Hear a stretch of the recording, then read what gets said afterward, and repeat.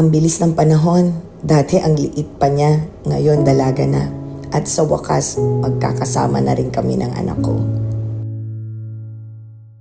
Hanggang kailan kaya kami ganito ng anak ko? Isang buwan na lang, balik OFW na naman ako. Hanggang ngayon, nangungupahan pa rin kami. Saan ko kaya dadalhin ang pinaghirapan ko para sa amin ng anak ko?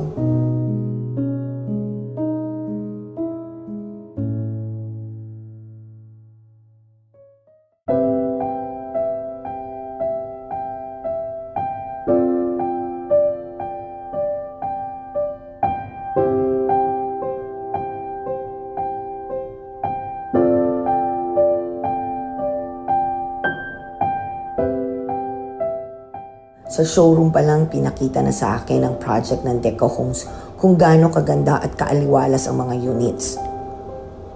Hindi mahirap makakuha ng units dahil ang mga agent ay inaalam ang sitwasyon ng buyer at hinahanapan ng paraan paano ma-qualify ang buyer sa pag-ibig, sa bank, or sa in-house financing. At kapag qualify ang buyer, bibigyan ng mga listahan ng mga requirements na depende sa work profile ng buyer, tulad ng locally employed, business, OFW, land-based, or sea-based.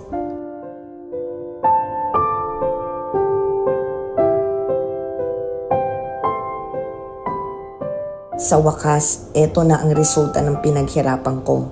Magkakaroon na rin kami ng sariling bahay.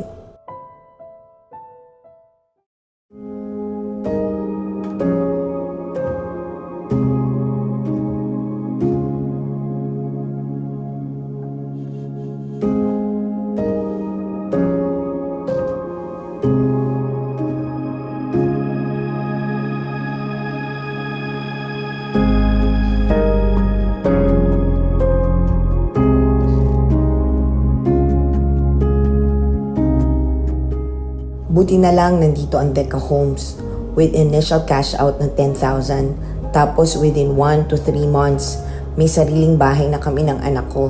Hindi na baliwala lahat ang paghihirap ko.